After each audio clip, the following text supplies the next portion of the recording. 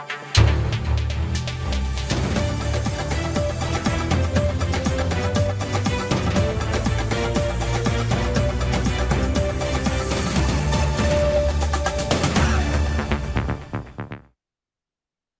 দর্শক, স্বাগত জানাচ্ছি আজকে সম্পাদকীয়তে। আমি জাফর সাদিক। বিগত 3টি জাতীয় নির্বাচনে রাষ্ট্রযন্ত্র ব্যবহার করে ভোট কারচুপির এক নজিরবিহীন ইতিহাস রচিত হয়েছে। তবে এবার প্রধান উপদেষ্টা ইতিহাসে সেরা নির্বাচনের আয়োজনের প্রতিশ্রুতি দিয়েছেন। কিন্তু ঋণ খেলাপি ও দ্বৈত নাগরিক মনোনয়ন নিয়ে বিতর্ক, মব অরাজকতা, অনিয়ন্ত্রিত সন্ত্রাস আর পাল্টাপাল্টি দোষারোপে যেন পুরনো ধারার নির্বাচনের ইঙ্গিত।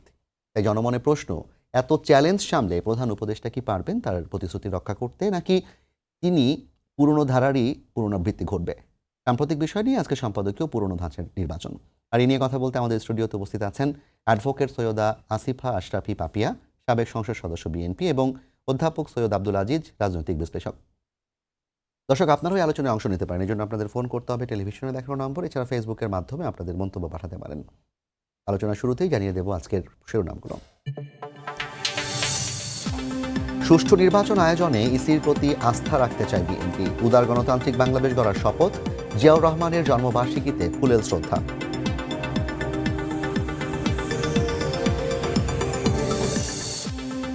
নির্বাচন কমিশনের বিরুদ্ধে একটি দলের হয়ে কাজ করার অভিযোগ জামায়াতের। দ্বৈত নাগরিকত্ব ও ঋণ খেলাপিদের সংসদে দেখতে চায় না এনসিপি।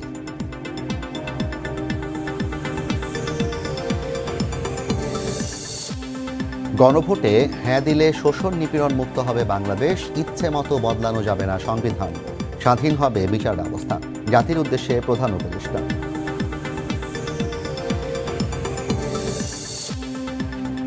ভোট ঘিরে পশ্চিমা কূটনীতিকদের তৎপরতা, বিএনপি চেয়ারম্যানের সঙ্গে মার্কিন রাষ্ট্রদূত, ইইউ সহ 11 দেশের কূটনীতিকদের সাক্ষাৎ, দ্বিপাক্ষিক বিষয়ে আলোচনা।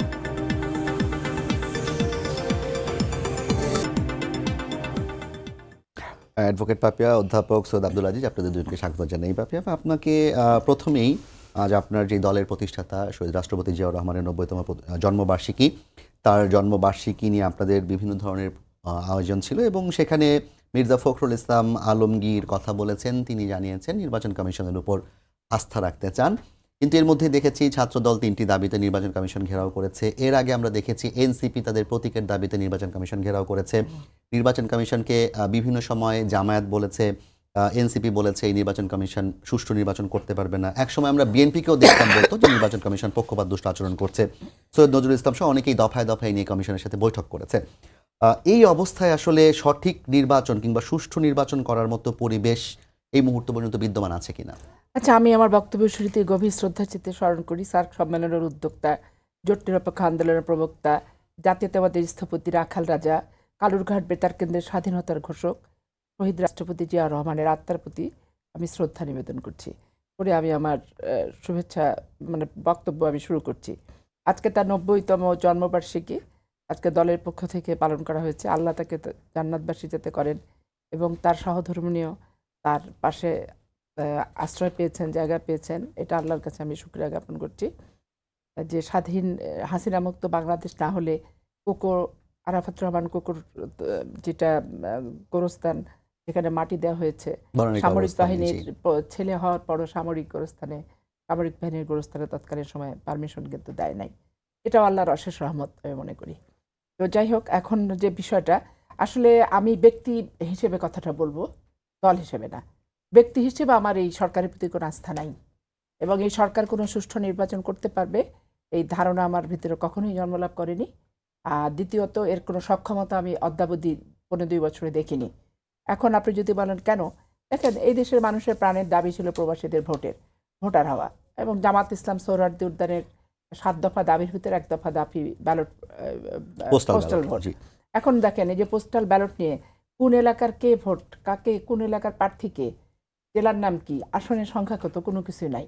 তাহলে যদি লাগে যায়, এখন কোথাও যদি 500 ভোটে ফেল করি আর এইটা যদি আমি 1000 চালাই দিতে পারি, তাহলে সমস্যাটা কি? একটা ব্রিগেডিয়ার জেনারেল মানুষ মনে করে যে সুষ্ঠু এবং শৃঙ্খলিত একটা জীবন নিয়মকানুনের ভিতরে এবং স্বচ্ছতা থাকবে তার। এখন ব্রিগেডিয়ার জেনারেল অবসরপ্রাপ্ত সানাউল্লাহ সাহেব এই যে পোস্টাল ব্যালটের কুয়েত থেকে শুরু করে, বাহরাইন থেকে শুরু করে, আবুধাবি থেকে শুরু করে, তারপরে চট্টগ্রাম পর্যন্ত এই যে বিষয়গুলো একবারে খোলামেলা ওপেন ভাবে আসলো। এখন এইটাতে কি মানুষের ভোটের আস্থাটা এই সরকার রাখার যোগ্যতা স্থাপন করেছে? করেনি কিন্তু। আর পোস্টাল ব্যালট প্রবাসীরা, নিয়ে আজকে নির্বাচন কমিশন কথা বলেছে যে এখানে আসলে অনিয়মের কোনো সুযোগই নেই, কারণ এখানে ফেস এটা ওনার ডিটেকশন বক্তব্য, থাকবে। উনি যা খুশি তাই বলুন, যেখানে এলাকার নাম্বার নাই উনি কি মানুষকে বোকার স্বর্গ মনে করে নাকি? আর সানাউল্লাহ সাহেবের কাছ থেকে নিয়ে ভোটাররা জ্ঞান নেবে কোন আসনের কে ভোটার? কোনো কিছু কিন্তু আমরা লেখা তো আছে দেখেছি কোথাও? যে আসন ভিত্তিক কত প্রবাসী ভোটার আছে সেটা দেয়া আছে।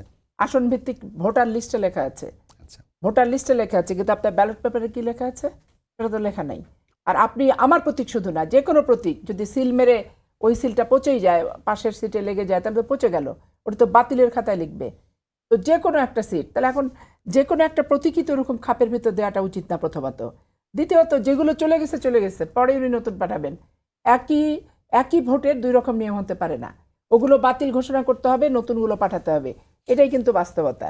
এইটা বাদ দিয়ে সানাউল্লাহ সাহেব যে জ্ঞান গর্ভ কথা বলছেন, তার আচরণ আর কর্মের ভিতরে সেটা আসে নাই প্রথমত। দ্বিতীয়ত দেখেন, আজকে সামরিক বাহিনীর কর্মকর্তারা ভোট কেন্দ্রের ভিতরে ঢুকতে পারবে না। ভোট কেন্দ্রের ভিতরে সামরিক বাহিনীর কর্মকর্তারা তো ছাপ্পা সিল দিতে যাবে না, ছাপ্পা সিল প্রতিহত করার বিষয় আসবে। তো ছাপ্পা সিল প্রতিহত করার বিষয়ে প্রশাসনের যদি ভিতরে ঢুকে তদারকি করার ক্যাপাসিটি না থাকে, তাহলে আর্মি দেন, সেন্টার প্রতি আর্মি দেন, এই যে সকল রাজনৈতিক সংগঠনগুলো আর্মি করে একটা জিকির শুরু করে দিল। তো এই জিকির করে লাভটা কি হলো তাহলে? ওরা কোথায় থাকবে? রাস্তাঘাটে? ভোটের সময় তো যা করাপশন হবে ভিতরে, ভোট কেন্দ্রের মধ্যে হয়, অনুপস্থিত ভোটগুলোকে মেরে দেয়। তারপরে বিভিন্ন রকম কায়দা কানুন, আমি যা দেখেছি প্রিজাইডিং অফিসার আলাদা রুম থাকে, সিট থাকে। অনেক সময় আমি 8 সালের ভোটে দেখছি যে ব্যালট পেপার শেষ হয়ে গেছে, ভোটারের ভোট দেওয়া শেষ হয়নি, তাহলে এখানে ছাপ্পা সিল ছাড়া তার অন্য কিছু আসে না, এবং 100%-এর উপরেও ভোট কাস্ট হয়ে গেছে। তো বাংলাদেশের ভোট 15 বছর আমি ভোটের অধিকারটাই চাইছি নাগরিক হিসেবে, কিন্তু আমার এই অধিকারটার যে স্বচ্ছতা, যে পবিত্র একটা আমানত এই সরকারের, এই সরকার সেটা উপলব্ধি করতে ব্যর্থ হচ্ছে প্রতিটা ক্ষেত্রেই। আজকে আপনি মবের কথা বলছেন, এই প্রথম সম্ভবত ছাত্রদল নির্বাচন কমিশনে একটা মিছিল নিয়ে গেছে। এর আগে ওইটা মিছিলের আখড়াখা নাই, কিন্তু যমুনা ওটা এবং আপনার হচ্ছে শাহবাগ, জি। এখানে প্রথম একটা যে দেখেন আমরা মব সৃষ্টি করছি। কোনো নির্বাচন কমিশন বিতর্কিত হোক কারো দ্বারা, এটা আমি ব্যক্তিগত ওপিনিয়ন, আমি চাই না। আমার কথা হচ্ছে, আমার যদি দ্বৈত নাগরিক ঋণ খেলাপি নিয়ে সুস্পষ্ট কোনো অভিযোগ থাকে, এটা উপস্থাপন করবে, যে কেউ উপস্থাপন করতে পারে আমার বিপক্ষে, এটা শুনানি হবে। শুনানি অন্তে এখন যদি বলা হয় যায় প্রভাবিত করলাম করে হচ্ছে আমি করলাম, তাহলে এনসিপিকে আমি প্রশ্ন করতে যাই, সাপলা করে ওনারা তো অনেক মিছিল করলেন, অনেক মিটিং করলেন, তো শেষ পর্যন্ত পেলেন তো 20। তো উনি মিছিল করলে কাজে আসেন, আর আমি একদিন মিছিল করলেই সব ঋণ খেলাপিয়া দ্বৈত নাগরিকরা বৈধ হয়ে গেল, এটা কেমন কথা? দ্বৈত নাগরিকের ব্যাপারে আমার ব্যক্তিগত ওপিনিয়ন যেটা, সেটা হচ্ছে দেখেন, এই সরকারের আমলে মানুষ পালায় যেতে বাধ্য হয়েছে, যার মিনিমাম সামর্থ্য আছে, দুবাই, সৌদি আরব, মধ্যপ্রাচ্য, বিভিন্ন জায়গায় পালায় যেতে বাধ্য হয়েছে, দেশে তারা থাকতে পারেনি। প্রবাসীরা মামলার আসামি হয়েছে বাংলাদেশের বিভিন্ন থানায় পুলিশবাদী মামলায়। এখন সেই ক্ষেত্রে তাদের ভিতরে কোনো নির্যাতিত ব্যক্তি, তারা মামলার কারণে বাংলাদেশে আসতে পারেনি, ওখান থেকে টেনে হিস্ট্রি নিয়ে আসতে না পারে, এই কারণে যদি নাগরিকত্ব গ্রহণ করে, সেগুলো সামান্য ত্রুটি বিচ্যুতি যদি থাকে, সেখানে সরকারের কনসিডার করা দরকার। এই কারণে আমি বলবো, কিন্তু সংবিধান তো সেই কনসিডারেশন হ্যাঁ, সুযোগটা রাখেনি। সংবিধান তো এই সরকারকেও মানে না। এই সরকার কি সংবিধান সম্মত? গণভোট কি সংবিধান সম্মত? এই সরকার গঠন কি সংবিধান সম্মত? আপনি জায়গা মতো সংবিধান ব্যবহার করবেন, আর জায়গা মতো প্রয়োগ আর জায়গা মতো অপপ্রয়োগ বলবেন, এটা তো হবে না। কারণ আমি তো নির্যাতিত হয়ে দেশের বাইরে ছিলাম রে ভাই, আমি তো সুখ করে বাতাস খেতে, হালুয়া রুটি খেতে বিদেশে যাইনি।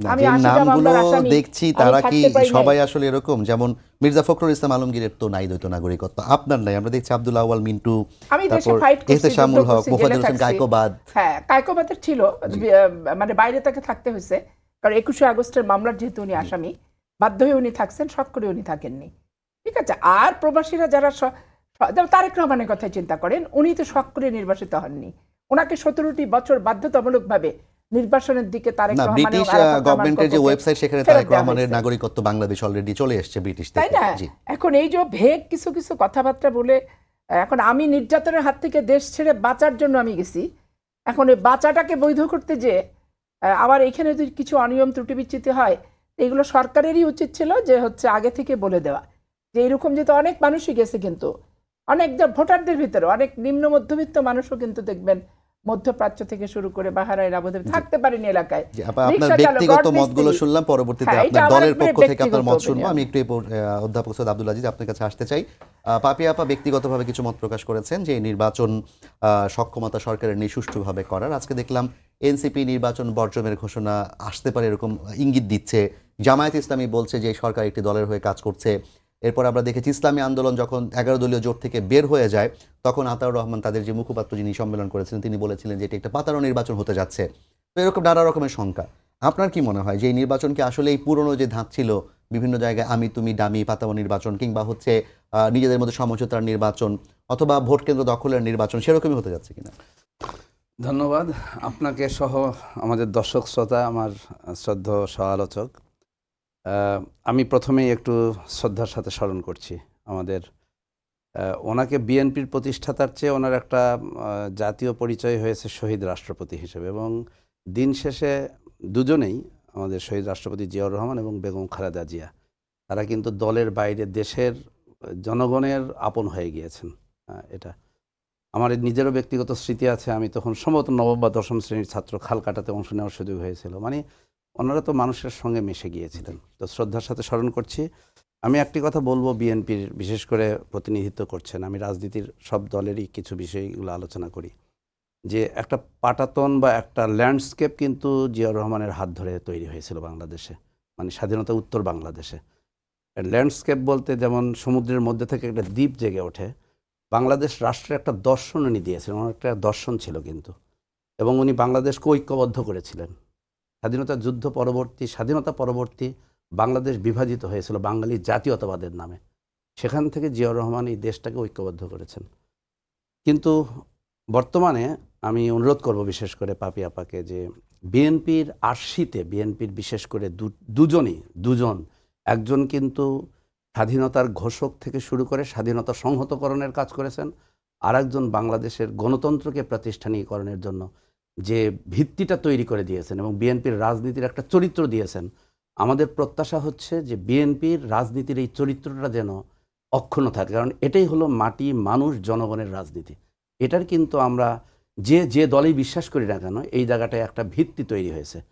এইটা হচ্ছে প্রত্যাশা। দ্বিতীয়ত হচ্ছে বিএনপি একটা এখন তৃতীয় প্রজন্মে, মানে তৃতীয় ধাপে আমরা যদি বলি, তাহলে সেক্ষেত্রে বিএনপির কিন্তু এখন একটা পালাবদল হচ্ছে। এবং অনেকেই, আমিও ইতিপূর্বে আলোচনায় বলেছি যে বিএনপির যেমন আইজুল বাড়ি হেলাল সাহেবের সাথে এখানে আমরা আলোচনায় বলেছিলাম যে একটা কি প্যারাডাইম শিফট হচ্ছে কিনা, এই যে রাজনৈতিক দর্শন, এই জায়গাটায়। এখান থেকে আমি চলে আসি আপনার প্রশ্নে। সেটি হচ্ছে প্রথমত যে নির্বাচন যদি মোটা দাগে বলা যায়, আমার দৃষ্টিতে এই নির্বাচন কমিশন আমরা কিন্তু প্রশ্নবিদ্ধ করছি এই জন্য না, বিতর্কিত করার জন্য না, এই জন্য করা প্রয়োজন। সেটা হচ্ছে দিন শেষে নির্বাচনটা যাতে সুষ্ঠুভাবে সম্পন্ন হয়। কারণ যদি কোনো কারণে এই নির্বাচন যদি বিতর্কিত হয়, যদি এই নির্বাচন যদি হুমকির মুখে পড়ে, তাহলে কিন্তু এদেশের জনগণ কিন্তু তাদের যে দীর্ঘ আকাঙ্ক্ষিত একটা এই যে গণতন্ত্রের রূপান্তর প্রক্রিয়ার মধ্যে আমরা আছি।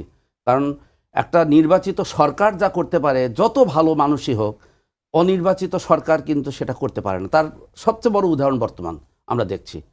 সকলের, জনগণের সকল অংশের কিন্তু উনি আস্থা নিয়ে কিন্তু আসছেন, কিন্তু দিন শেষে উনি যত মহামানবী হন, গোটা পৃথিবীব্যাপী উনি একজন পোস্টার ম্যান, গোটা পৃথিবী যার কথা শোনার জন্যই করে। কিন্তু দিন শেষে আমরা দেখতে পাচ্ছি যে একটা রাজনৈতিক বা একটা গণতান্ত্রিক সরকারের যে সক্ষমতা, একটা অনির্বাচিত সরকারের সেটা নয়। এজন্য নির্বাচনটা কিন্তু আকাঙ্ক্ষিত। এক্ষেত্রে আমি খুব স্পেসিফিক কয়েকটি পয়েন্ট আমি বলবো। প্রথমত দ্বৈত নাগরিকত্ব এবং আপনার ঋণ খেলাফি, দ্বৈত নাগরিকত্ব এবং হচ্ছে আপনার এই মামলা, এই সংক্রান্ত বিতর্কটা কিন্তু নির্বাচন কমিশনের, আমি বলবো এটা অদক্ষতার ফল। কারণ আপা যে কথাটা বলেছেন যে আপনাকে কনটেক্সটটা বুঝতে হবে, কোন কনটেক্সটে বাংলাদেশ আছে। দ্বৈত নাগরিকত্ব, কেউ সম্পদ পাচার করে দ্বৈত নাগরিকত্ব গ্রহণ করেছে, আবার কেউ কিন্তু পরিস্থিতির শিকার হয়েছে, ভিকটিম অফ সার্কামস্টেন্স হয়েছে। কিন্তু আপনাকে তো সেই টুলটা ডিজাইন করতে হবে। আপনি একজনের জন্য, ওনার জন্য এক আইন, আমার জন্য এক আইন যখন আপনি প্রয়োগ করতে যাবেন, তখন কিন্তু প্রশ্ন উঠবে। সুতরাং এখানে আমি বলবো নির্বাচন কমিশনের এটা দক্ষতার কিন্তু, এবং এখানে আমি সতর্ক করে দিতে চাই আপনার এই অনুষ্ঠানের মাধ্যমে, নির্বাচন কমিশনের পরবর্তী প্রতিটি পদক্ষেপ কিন্তু নিতে হবে তাদেরকে এখনো পর্যন্ত আমি মনে করি, আপনি এনসিপির কথা বলেছেন, আমি বলে নেই যে এটা তরুণদের দল, আমি কিন্তু অলওয়েজ তাদেরকে আমি একটা বেনিফিট দিতে চাই, সেটা হচ্ছে তাদের কথাবার্তার মধ্যে হয়তোবা আবেগটা বেশি থাকে। কিন্তু আমরা মনে করি সমগ্র দেশের জনগণ কিন্তু নির্বাচনমুখী হয়ে গিয়েছে। আপনি পাড়া মহল্লা গ্রামে গঞ্জে, আমিও তো গ্রামে যাই, আমার নিজ এলাকায় যাই, মানুষ কিন্তু এখন নির্বাচনের চেয়ে আর কোনো বড় অপশন এখন কিন্তু নাই, এটা উৎসব।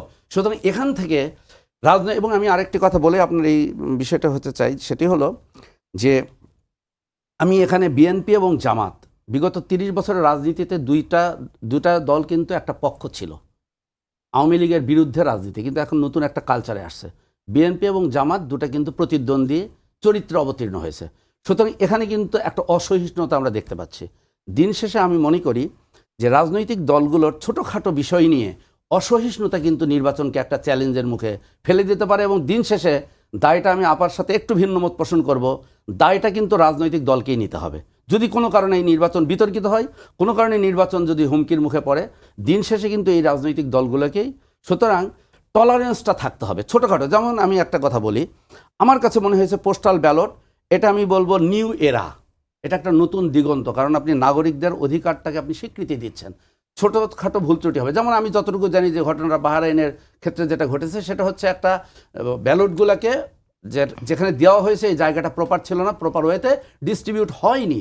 কিন্তু বিষয়টা হচ্ছে এটা একটা টেকনিক্যাল, বা এটা ওই রাষ্ট্রে, এটা নির্বাচন কমিশনের বিষয় না। এটাকে কেন্দ্র করে নির্বাচন কমিশনকে যদি আমরা বিতর্কিত করি, ছোট সমস্যা নিয়ে যদি এটাকে বড় করে দেখাই এবং নির্বাচন কমিশনকে দুর্বল করি, দিন শেষে কিন্তু এর ফলটা আমাদেরকেই নিতে হবে, এই দায়ও আমাদেরকে নিতে হবে। আপনি একটা কথা বলছিলেন যে বিএনপি এবং জামায়াত হচ্ছে দীর্ঘ 20-30 বছর ধরে তারা একসাথে রাজনীতি করেছে। 2018 সাল মানে 20 সালের পর থেকে কিন্তু জোটটা ভাঙনের মুখে, এবং একসময় বিএনপি জামায়াতের একটা বিচ্ছিন্নতা ঘটে, যেটার কারণে ইসলামী আন্দোলন বাংলাদেশ 11 দলীয় জোট ছেড়ে বের হয়ে যায়। এবং যে সংবাদ সম্মেলনটি করে, সেখানে কিন্তু সংবাদ সম্মেলনে গাজী আতাউর রহমান তিনি বলেছিলেন যে জামায়াতের আমির তারেক রহমানের সাথে সাক্ষাৎ করেছেন, সেখানে তারা বলেছেন নির্বাচন পরবর্তী সময়ে বিএনপির সাথে জাতীয় সরকার গঠন করবে। এবং তারা আশঙ্কা করেছেন, ইসলামী আন্দোলন আশঙ্কা করেছে যে নির্বাচনের আগে যেহেতু সমঝোতা হয়ে যাচ্ছে প্রতিদ্বন্দ্বী প্রার্থীর সাথে, তাহলে এটি পাতানো নির্বাচন হবে কিনা, ইলেকশন হবে না সিলেকশন হবে, এরকম কথাবার্তাও তো একটা রাজনৈতিক দল বলছে। যদি আমরা বলি তারা এই মুহূর্তে জনসমর্থন কিংবা আসনের জায়গা থেকে তৃতীয় অথবা চতুর্থ শক্তিও যদি আমরা ধরে নিই কথার স্বার্থে। না, আমি রাজনীতিবিদদের কথাগুলো দুইভাবেই হয়। রাজনীতিবিদ যারা কথা বলেন, রেটরিক কথার কথাও অনেক কিছু বলে ফেলেন ভোটের বা জনগণের এই জিনিসগুলো বিরোধিতার জন্য, আবার কিছু জিনিস সিরিয়াসও থাকে। আমার কাছে কিন্তু ওনার এই কথাটাকে একটা রাজনৈতিক স্টেটমেন্টই মনে হয়েছে।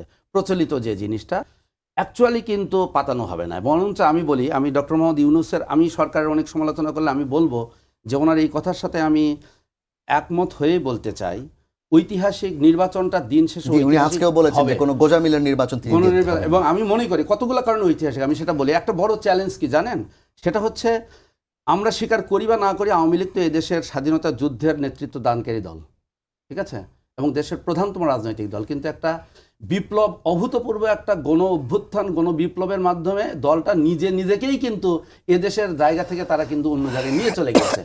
আমি মনে করি যে রাজনীতির যে এই যে পালাবদল, এই যে নখ খোলছে, একটা নতুন যে তৈরি হচ্ছে একটা পাটাতন বা একটা আপনার যে ভূমি তৈরি হচ্ছে রাজনীতির, এই ক্ষেত্রে এই নির্বাচনটা আমার কাছে, আমি গ্রামে গঞ্জের যতটুকু খবর রাখি, তাতে আমি মনে করি দেশের জনগণ কিন্তু নির্বাচনমুখী হয়ে গিয়েছে। সুতরাং participation, retention rate, in terms of retention rate, in terms of the nature of the government, in terms of the এই ইলেকশন কমিশন এবং সব কিছু, এখানে কিন্তু বিএনপির একটা সাম্প্রতিক নতুন স্লোগান হচ্ছে সবার উপরে বাংলাদেশ, তাই না? আমি দিন শেষে বলবো সবার আগে বাংলাদেশ, আমি দিন শেষে বলবো সবার আগে আমরা কিন্তু নিজেরাই বাংলাদেশ, মানুষ কিন্তু আমরা হয়ে উঠছি।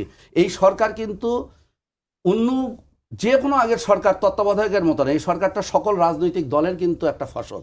সুতরাং এখানে জনগণের অংশগ্রহণটা নানাভাবে, আমি বলতে চাই এই নির্বাচনটা আমাদের নির্বাচন, এটা তত্ত্বাবধায়ক সরকারের অন্তর্বর্তী সরকারের নির্বাচন না, নির্বাচন কমিশনের নির্বাচন না, রাজনৈতিক দলের নির্বাচন না, এটা বাংলাদেশের জনগণের নির্বাচন। ধন্যবাদ জনাব সৈয়দ আব্দুল আজিজ। আপা, আপনার কাছে একটু ফিরতে চাই। আপনি ব্যক্তি জায়গা থেকে বলছিলেন যে সুষ্ঠু নির্বাচনের সক্ষমতা এই সরকারের নেই, আপনার দলীয় অবস্থান হচ্ছে তারা নির্বাচন কমিশনের উপর আস্থা রাখতে চান। আব্দুল আজিজ সাহেব একটি কথা বললেন যে এখন গ্রামে গঞ্জে নির্বাচনী হাওয়া বইছে, সমঝোতা হওয়ার কোনো সম্ভাবনা তিনি দেখছেন না। তারই বোধহয় ফলাফল আজকে কিংবা গতকালকে কুমিল্লার 14 গ্রামে দেখেছি যে বিএনপি জামায়াতের মধ্যে সংঘর্ষ হয়েছে, বাড়িঘর দোকানপাট অগ্নিসংযোগ হয়েছে, লুটপাট হয়েছে। আগামীকাল অর্থাৎ 22 তারিখ থেকে কিন্তু নির্বাচনের প্রচারণা শুরু হবে। এই সংঘাতময় পরিস্থিতিকে আরো বাড়ার সম্ভাবনা তৈরি হবে কিনা? এটা তো অবশ্যই বাড়ার সম্ভাবনা ব্যাপকভাবেই হবে, কারণ এখানে সবচেয়ে বড় কথা হচ্ছে কি জামাত আর বিএনপি একসাথে ছিল দীর্ঘদিন যাবৎ, কিন্তু বিএনপি কোনো ধর্মীয় দল না, এবং জামাত ইসলামকে আমি ধর্মীয় দল হিসেবে চিহ্নিত করি না। তারা ধর্মকে ব্যবহার করে রাজনৈতিক ফায়দা হাসিলের লক্ষ্যে। স্বাভাবিক কারণে মসজিদে মসজিদে গণ্ডগোল হবে, তারপরে গোরস্থানে দেখবেন গণ্ডগোল শুরু হয়ে যাবে। তারপরে আপনার এই যে মজলিসে যদিও এগুলো নিষেধ করছে এখন, ওয়াজ টোয়াজ এগুলো নিষেধ করছে, তারপর ছোট ছোট কোরআন শরীফ ছোঁয়া শপথ করে বাড়িতে বাড়িতে জান্নাতের বর্ণনা দিয়ে যে ভোট চাওয়ার প্রবণতা ব্যাপক হারে, এবং এটা জন্মলগ্ন থেকেই এটা গঠনতন্ত্র পর্যন্ত উল্লেখ আছে মেয়েদের এই ইয়েগুলি। তো সেইগুলো নিয়ে ধরেন একবারে মারমুখা পরিস্থিতির উদ্ভব হবে বলে আমি মনে করছি। কারণ এখন তো যা করছে যার যার মতো চুপে চাপে লুকেলাকে করছে নির্বাচন কমিশনের বাধ্যবাধকতার কারণে, কিন্তু যখন ওপেন হয়ে যাবে তখন তো মুখামুখি হয়ে যাবে। মুখামুখি হয়ে গেলে এগুলো আরও ব্যাপকভাবে অধঃপতন হবে। দেখেন, আমি ডক্টর ইউনূসের প্রতি আস্থাশীল এই কারণে নয়, উনি আসার জন্য, উনি সরকার গঠনের জন্য 3 দিন ওনার জন্য ওয়েট করা হয়েছে, এবং উনি এসেই প্রথম বলছে আমি নিয়োগকর্তাদের প্রতি আমি হচ্ছে কৃতজ্ঞতা প্রকাশ করলাম, এবং এই যুবকরা হচ্ছে নিয়োগকর্তা, এবং যুবকদের দল একদিন বাংলাদেশের প্রয়োজনীয় হবে, এটাও তিনি উল্লেখ করেছিলেন দল হওয়ার আগেই। এবং যুবকদের দল হলে আমরা অভিনন্দন জানাচ্ছি, সবাই অভিনন্দন জানাবে, এটা তেমন কোনো ব্যাপার না। কয়েকদিন আগে তিনি বলেছেন যে যুবকরা জিতবে এবং এই যুবকদের ভিতরে এমপি মন্ত্রী হবে। ঠিক আছে, এগুলো কথাতে হয় কি ওনার মনের অজান্তেই উনি যে নিরপেক্ষ না এই বিষয়গুলো কিন্তু বেড়ে আসে। সামাজিক যোগাযোগ মাধ্যমে আপনি যাবেন, কিছু কিছু অ্যাক্টিভিস্ট একবারে ক্ষমতায় বসাই দিয়েছে জামাত ইসলামকে, এবং বিএনপি কত % ফেল করে যাচ্ছে এবং কিভাবে ফেল করবে, কারা কারা ফেল করবে, মানে জামানত বাজেয়াপ্ত হয়ে যাচ্ছে ধরেন আমাদের। এখন আমরা হয় কি একটু ধৈর্য সহ্য করি থাকার চেষ্টা করি, ভাই যেমন বলছে ধৈর্য ধরতে হবে, ধৈর্য সহ্য করি থাকার চেষ্টা করি, কিন্তু আমি একবারে জামানত বাজেয়াপ্ত হয়ে যাবে এরকম পরিস্থিতি যখন আসে তাদের অ্যানালাইসিস, আর আমি জরিপ টরিপ আসলে বিশ্বাস করি না। আমি সবসময় মানুষের ভোটারের চোখে মুখের মানে স্বতঃস্ফূর্ততা দেখে আমি ভোট মেজারমেন্ট করি, এটা আমার ছোটবেলা থেকে অভ্যাস। আমি যেহেতু ছাত্র জীবন থেকে বিশ্ববিদ্যালয় হল এগুলো ভোট করছি তো ট্যাক্সুট, যার কারণে আমি ওই উচ্ছলতা দেখে আমার ওতে মার্কিং করি আমি। তো এখন আমি একটা রিক্সাওয়ালার উচ্ছ্বাসটা কেমন হবে, কৃষকের উচ্ছ্বাস কেমন হবে, এটার উপরে আমি আমার হিসাব নিকাশ চিন্তা করি। এখন আপনি যতই বলেন যে প্রথম ভোট ভুল ত্রুটি হবে, এটা ভুল ত্রুটি না, এটা একটা মারাত্মক ক্রিমিনাল অফেন্স, যে আমার নাম্বার থাকবে না আমি কোন আসনের প্রার্থী, আর একজন ব্যক্তির প্রত্যেকটা জায়গায় একই ঘটনা ঘটতেছে, একটা বিশেষ সংগঠনের বাড়িতে চলে যাচ্ছে পোস্টাল ব্যালট। এইটা তো একটা পরিকল্পিত এবং সাজানো একটা নাটক, এবং কোথাও 200 ভোটে ফেল করলে ওটা যাতে লাগাই দিবে যে 500 ভোট লাগাই দিলে তো পাস হয়ে গেল, এটা একটা কনস্পিরেসি আমি মনে করি। আর সরকারের কার্যকলাপেই সরকার গোজামিল দিচ্ছে, এবং এই সরকার একটা গোজামিলের সরকার। এই সরকারের ভিতরে আমি কোনো স্পষ্টতা লক্ষ্যই করি নাই, এবং নির্বাচন নিয়ে যত বড় বড় কথা বলছে, আইন শৃঙ্খলা পরিস্থিতি যেদিন থেকে আসছে, ওই স্কুলের বাচ্চা ছেলেদেরকে আমি ট্রাফিকে দাঁড়িয়ে থাকতে দেখছি গাড়ি ঘোড়া নিয়ে, এবং সর্বত্রই ব্যর্থ একটা সরকার। প্রশাসন যদি সর্বত্রই ব্যর্থ হয় তাহলে সুষ্ঠু নির্বাচন কখনো এদের পক্ষে সম্ভব না। আমরা গতকাল কয়েকদিনের মধ্যে দেখলাম আওয়ামী লীগের হাসান মাহমুদ এবং শিক্ষা প্রতিমন্ত্রী নওফেল তারা দিল্লিতে একটি সংবাদ সম্মেলন করেছেন। আওয়ামী লীগের বিভিন্ন অ্যাক্টিভিস্ট, এবং আমি আজকে দেখলাম যে তাদের সজীব ওয়াজেদ জয়ের নামে একটি ফটোকার্ড হয়েছে যে বিএনপি এই নির্বাচনে অংশগ্রহণ করে ফাঁদে পা দিতে যাচ্ছে। তো আপনার বক্তব্যের প্রেক্ষিতে কি আসলে তাদের এই কথার কোনো যৌক্তিকতা পাওয়া যায় কিনা? আপনি যদি সামাজিক যোগাযোগ মাধ্যমের অ্যাক্টিভিস্টরা যেভাবে বলছে যে বিএনপি ফেল করবে নিশ্চিত 100%, তাহলে আপনি ওই কথাটা যদি বিশ্বাস করতে যান তাহলে ফাঁদে পা হবে। তারপরে জামাত ইসলাম ক্ষমতা আছে এমন ভাবভঙ্গিমা, ওদের ক্ষমতায় যেতে হবে এরকম কিন্তু না। এই যে বলছে যে আমি আলাপ করে আসলাম সেনাবাহিনী ভিতরে থাকবে না, তা আমার কথা হচ্ছে একটা সুষ্ঠু নির্বাচন আস্থাশীল হওয়ার জন্য যত রকম পদক্ষেপ করতে হবে, এখানে জামাত বিএনপিকে সেই পদক্ষেপগুলো মেনে নেওয়ার মতো মানসিকতাটা থাকতে হবে। কারণ আমি বিএনপির ডিসি তো চাচ্ছি না, জামাতের ডিসিও চাচ্ছি না, আওয়ামী লীগ ভোট করবে না, অতএব ওই আওয়ামী লীগের শুদ্ধি অভিযান মানসিক শুদ্ধি করার জন্য তাদেরকে ডিসিএসপি পোস্টিং দিলে তো সমস্যা কি, সমস্যা নেই। কিন্তু দেখেন গোটা বাংলাদেশে দেখেন অধিকাংশই একটা বিশেষ সংগঠনের গেছে, তো এই সংগঠন আমি চাচ্ছি না, এবং এখানেই হচ্ছে প্রথম পদক্ষেপটা হচ্ছে ভুল। অধিকাংশ ডিআইজি একটা বিশেষ সংগঠন, নাম ধরে বলে আমি তাদেরকে বিব্রত করতে চাই না, কিন্তু যে 15টা বছর আমি যুদ্ধ করে আসছি, ডিসিএসপির বিচার চাইছি, জেলায় জেলায় ট্রাইব্যুনাল হবে, কেন ছাপ্পা সিল মারছে তার জন্য, কিন্তু আজকে তো আমি সেই পরিস্থিতিতে ডুবে আছি। এই পরিস্থিতি থেকে তো আমি বের হতে পারছি না। এটা আমার জীবনে নাগরিক হিসেবে কি পরিমাণ কষ্ট বেদনার জায়গা আপনি চিন্তা করতে পারেন। 80টা মামলার আসামি হয়ে মাইর পিট ড্যাং 6 মাস জেলে থেকে রিমান্ডে, যে আজকে এই বাংলাদেশের এই নির্বাচন, এই পুরাতন বন্দোবস্তের মানে ডাব আর ইয়ের পানি,